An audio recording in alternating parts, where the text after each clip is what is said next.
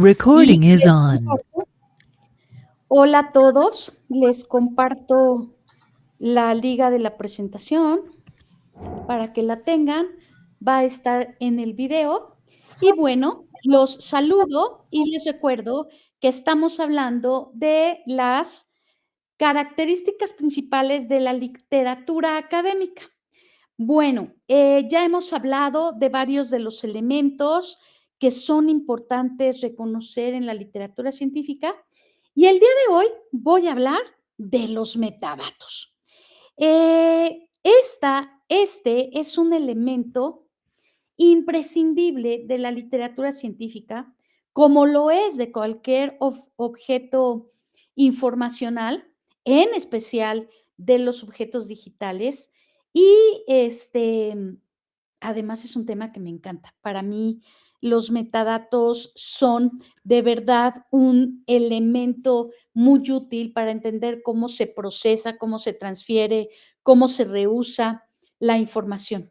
Entonces, bueno, aunque en esta presentación yo les doy muy pocos elementos de cada uno de los temas, porque en realidad es solamente una breve introducción al tema, después vamos a ir viendo con detalle y con mucho más profundidad cada uno de estos temas. Les voy a poner la presentación completa de cada uno de los temas. Si ustedes le dan clic aquí, entran a la presentación completa.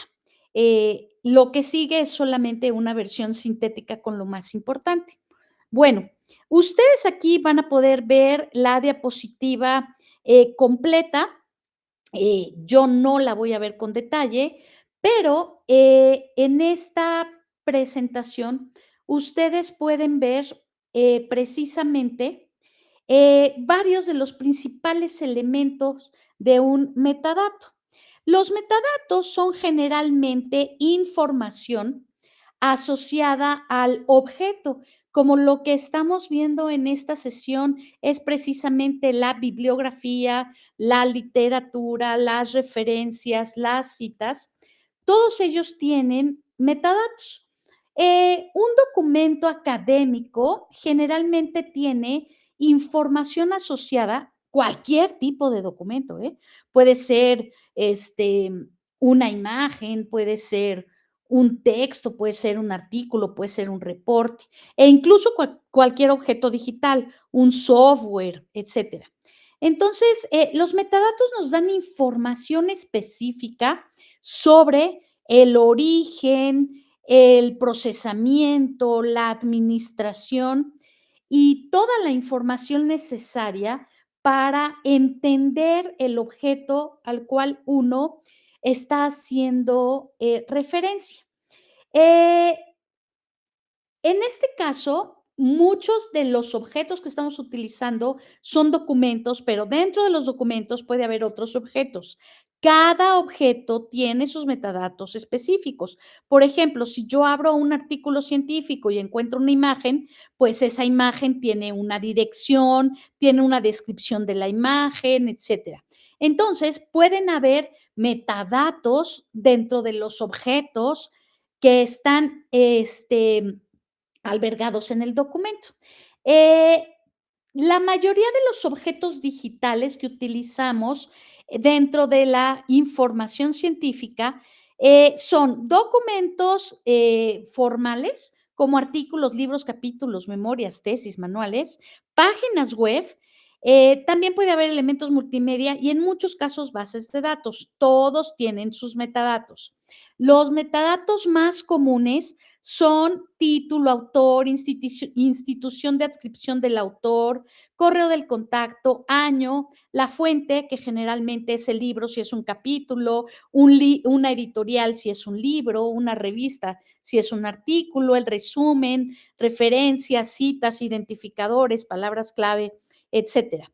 Aquí está explicada de manera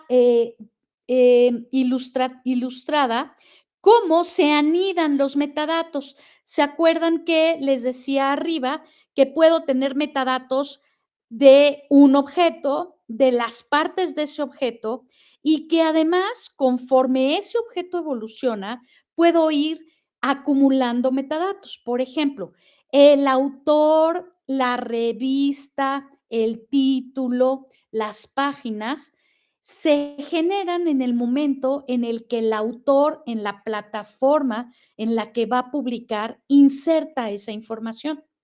Después, también puede generar las referencias. Y luego, cuando ese objeto pasa de la editorial en la que está la revista y de la revista a una base de datos, la base de datos también puede agregar información, de tal manera que ese documento puede tener un identificador general, como es el DOI, pero también puede tener el identificador de una base de datos, por ejemplo, PMCID, que es el identificador de PubMed, y así sucesivamente. Entonces, los metadatos van contando la historia. No sé si recuerden cuando hablamos de preprints, que el preprint también tenía un DOI, pero luego se asocia el DOI del preprint al DOI del artículo publicado. Bueno, pues el relacionar esos DOIs es una manera de relacionar los metadatos. Entonces, esto está aquí en este recuadro, como les decía. Los metadatos pueden estar incrustados o pueden estar asociados. Cuando están incrustados, están generalmente dentro del propio documento, en el formato XML, y ahí se pueden identificar. Y todos estos metadatos permiten que uno pueda entender toda la historia de ese objeto. Uno puede identificar sobre qué tema es el documento, cuál es el propósito, qué tipo de artículo es, qué variables se utilizaron, quiénes lo están usando, cómo se están citando. Por ejemplo, los metadatos en el end del XML del artículo permiten identificar cuántas veces se ha citado ese documento. Los metadatos se pueden clasificar en tres grandes categorías. Los metadatos descriptivos, que como dice su nombre, describen las características del objeto, estructurales, que le dan estructura a el objeto. Por ejemplo, se pueden dividir entre los que están en el front, en el corpus y en el end del documento. Pueden también ser administrativos, ¿no? Si, quién tiene acceso, qué tipo de licencia tiene, quiénes agregaron o quitaron información, quiénes le agregan descriptores, etcétera. Además, los metadatos pueden tener muchas dimensiones. Puede haber un esquema que establezca cómo se usan los metadatos. Se pueden usar estándares, por ejemplo, los más comunes son el DOI, el ISBN y el ISSN. Y pueden utilizarse modelos conceptuales que muchas veces también están acompañados de estructuras semánticas que permiten hacer anotaciones a ontologías de los documentos y también pueden haber distintas codificaciones. Recuerden que habíamos platicado que los metadatos de un documento pueden estar en diferentes formatos, pueden estar como un RIS, como un BibTeX, como un Java, como un XML, etcétera. Este, también es importante entender cuáles son las buenas prácticas para generar este tipo de información. Están establecidas en unos de los estándares conocidos como NISO. Ya varias veces les he mencionado algunos estándares NISO que son útiles para la publicación científica. Y bueno, aquí en el recuadro rosa ustedes podrán ver las definiciones de metadatos que ya les he dado en mi narrativa. Y por último, aquí vienen algunos ejemplos de cómo utilizar los metadatos en un nivel experto. En este recuadro color morado, todo lo que uno debe poder hacer ya cuando quiere interactuar con metadatos para procesar información. Entonces, bueno, ahí se los dejo para que ustedes le den una revisada. Las siguientes diapositivas explican mucho más todo esto. Esta diapositiva ya se las había presentado. Algunas ejemplos de cada uno de ellos. Eh, es importante considerar que los metadatos básicos de un documento deben estar abiertos para que puedan ser reusados. Entonces, en la mayoría de las bases de datos, las referencias bibliográficas y los metadatos básicos de un documento están bien estructurados y están abiertos.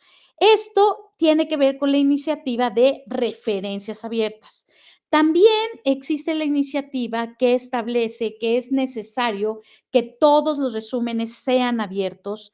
eh, que el texto sea abierto, pues sería deseable, pero no en todos los casos se puede lograr, porque les recuerdo que hay muchos casos en que el acceso está restringido a un pago y que no tiene el documento una licencia Creative Commons para que se pueda utilizar. Las referencias sí por,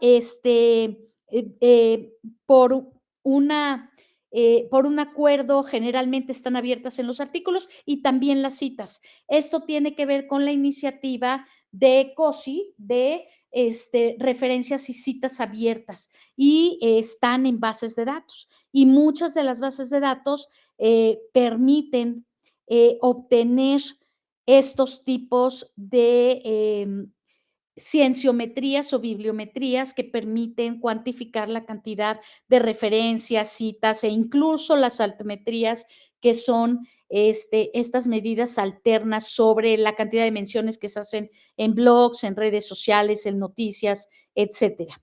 Bueno, dentro del corpus del documento, que en muchos casos también puede estar asociado a metadatos, eh, están las diferentes secciones del artículo.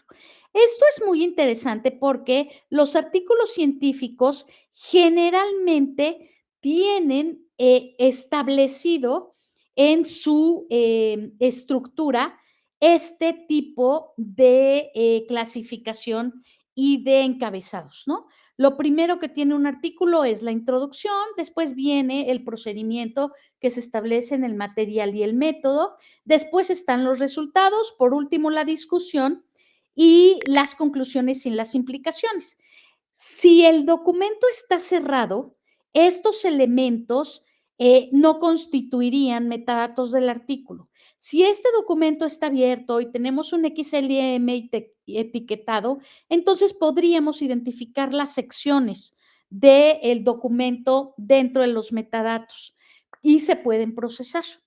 Bueno, esto también a veces es posible si están capturadas las figuras, saber cuántas figuras tiene un artículo, cuántos cuadros o tablas, etcétera. Esta es para recordarles que los metadatos pueden estar en diferentes formatos, esto ya lo había mencionado, y que cuando están en XML se pueden procesar. Para que uno pueda jalar los metadatos en XML, generalmente es necesario que uno pueda utilizar la información a través de una API. Les recuerdo que las APIs son programitas que uno puede utilizar de algunas de las plataformas bibliográficas que permiten acceder a la información nativa y procesarla. Entonces, siempre sería interesante que ustedes, si quieren procesar información compleja y completa, accedan a las APIs de las bases de datos. Seguramente les platicaré más sobre esto. Bueno, pues muchas gracias. Nos vemos en la próxima.